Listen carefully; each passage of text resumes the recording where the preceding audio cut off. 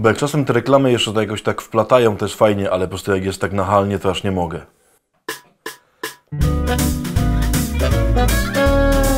Dzień dobry! Witam serdecznie we wtorek, kolejnym dniu po poniedziałku. Niech to będzie zaskakująca taka tutaj prawda.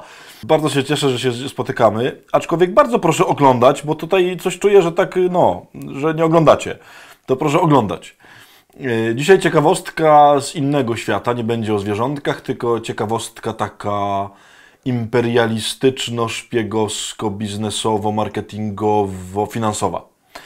Z góry zaznaczam, że nie dostałem ani od jednej, ani od drugiej strony 150 milionów. Nie dostałem. Otóż, myślę, że wszyscy wiecie, że od zawsze trwa wojna między Coca-Colą a Pepsi. Są zwolennicy, którzy piją tylko Coca-Colę i tylko ci, którzy piją Pepsi i tak dalej. I słuchajcie, postanowiłem poszukać, jak to w ogóle jest tam, w sensie, jak to się zaczęło i tak dalej, i tak dalej. Nie wiem, czy wiecie, że Coca-Cola powstała w 1886 roku. W ogóle kto by pomyślał, że tak strasznie dawno, nie? W 1886 roku zrobiono pierwszą kolę. Pepsi powstało zaledwie 7 lat później, więc są mniej więcej z tego samego czasu. Jednakowoż, mimo że tak jest, w 2014 roku w rankingu firm najlepiej zarabiających i tam mających najwięcej takiej jakby wpływu w świecie, Coca-Cola jest na 4. miejscu, a Pepsi jest na 29. Dlaczego tak jest? Co ciekawe jeszcze, żeby było jeszcze bardziej ciekawie, robiono tam w latach 80., 90. takie badania, w sensie testy, bardzo powszechne na całym świecie. Bardzo wielu ludzi w tym brało udział, nie tylko jakaś taka wąska grupa, tylko naprawdę ogromnej ilości ludzkości. Dawano ludziom pić, oczywiście bez etykietek, nie? Kolę i Pepsi. I co się okazuje, że nie jakąś wielką ilością jakby procentową, ale jednak, tam około 60%, wygrywa w nieświadomych testach Pepsi. Tak jakby większość ludzi na świecie wolała smak Pepsi niż coli. Mimo to, no właśnie, cola jest na 4. miejscu, a Pepsi jest na miejscu tam 29, zdaje się, czy jakoś tak. Nawet był taki moment, to też w ogóle uważam dosyć ciekawe, że goście z coli się zorientowali, że ludzie bardziej wolą Pepsi i chcieli nawet zrobić taką kolę, która smakowała tak jak Pepsi. Ona się nazywa New Coke, ale w ogóle się nie przyjęła. I teraz właśnie, dlaczego, słuchajcie, Coca-Cola, mimo że można by powiedzieć jest gorsza i ludzie bardziej wolą Pepsi, to czemu ona jest tak powszechna? Ja w ogóle czasem muszę się przyznać, jak widzę te reklamy Coca-Coli różne, zadaję sobie zawsze pytanie, czemu oni tak to reklamują? Przecież ja wiem o tej coli, nie? A oni w kółko reklamują, że są. Ja rozumiem, że reklamuje się produkty, których nie ma, nie? W sensie, które dopiero wchodzą na rynek. A oni po prostu są wszędzie z tą Coca-Colą.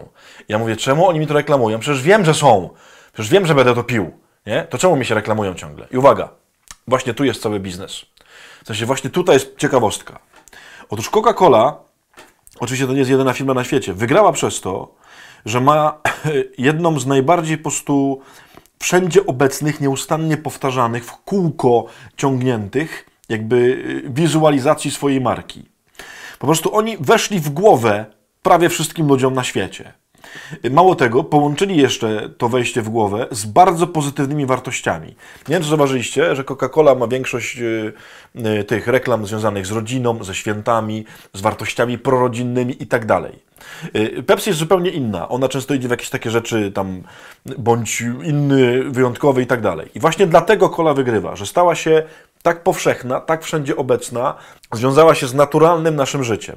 Co w ogóle ciekawe, że cola, jakby marka jednostkowa, stała się pewną nazwą w ogóle pewnego produktu, nie?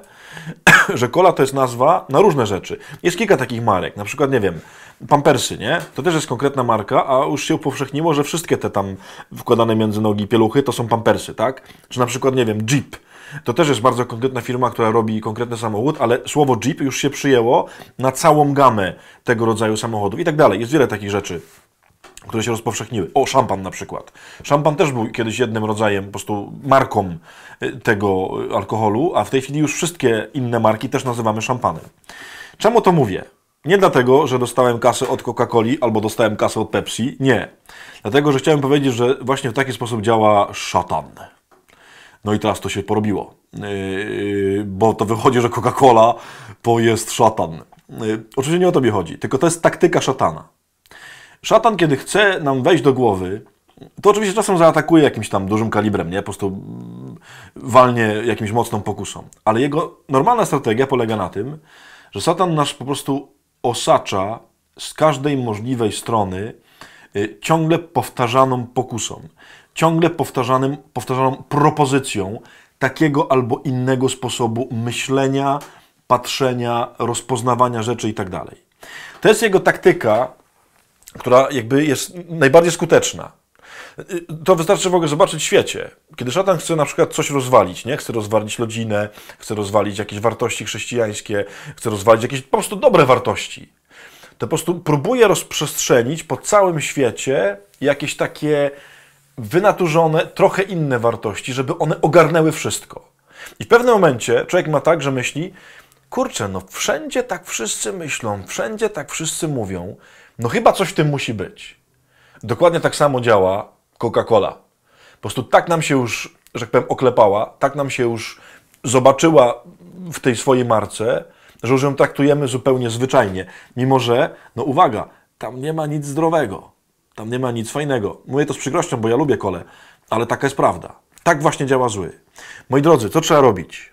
Trzeba nieustannie wracać jakby do takiej soli Ewangelii.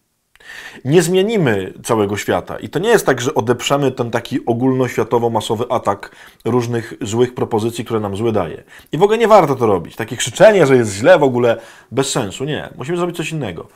Nieustannie rozbijajmy różne nasze pomysły o Ewangelię, czyli wracajmy do soli. Wracajmy do czegoś takiego bardzo radykalnego, co jest w Ewangelii. Moi drodzy, cytat na dzisiaj. No oczywiście, skoro było o soli, to jest bardzo prosty. Jeśli sól utraci swój smak, to czymże ją posolić?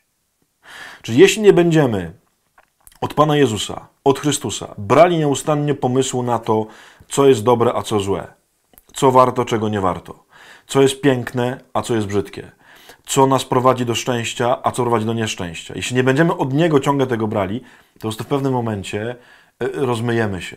Dlatego, że szatan stosuje taktykę upowszechniania swoich pomysłów. Trzeba koniecznie nauczyć się tego ciągłego wracania do źródła. Nie bądź solą, która zwietrzała. Wracaj nieustannie do źródła.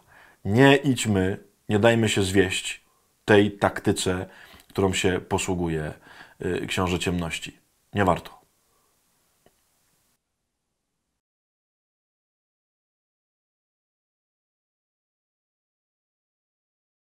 Nie, to nie było wódku. To było tej reklamie youtuberzy z Coca-Colą. Widziałeś to? Jest taki filmik, gdzie jest dużo youtuberów, takich różnych znanych polskich youtuberów i składają ludziom życzenia na święta. I wszyscy, każdy z nich albo bawi się samochodzikiem z Coca-Colą, albo puszkę Coca-Coli tak przesuwa. Ale to jest tak żenujące, że to po prostu aż... Nic nie mówią o Coca-Coli, nie? Ani słowa w ogóle. To jakaś świąteczna akcja teraz. Tak, świąteczna akcja, tak, tak. Nic nie mówią, co nie? Tylko cały czas stoi, albo puszka stoi obok nich, nie? Pusty ekran, puste tło, w ogóle nie ma nic z tyłu, białe tło i tylko stoi z tą samochodzikiem, bawi się takim samochodzikiem Coca-Cola, nie? I jeździ przed sobą i mówi ludziom jakieś tam dobre rzeczy na święta. Żenada, dobra, ale... Takie dobro, takie pierdobro, nie? Takie żadne dobro. No mówię pierdobro. A, pierdobro, no.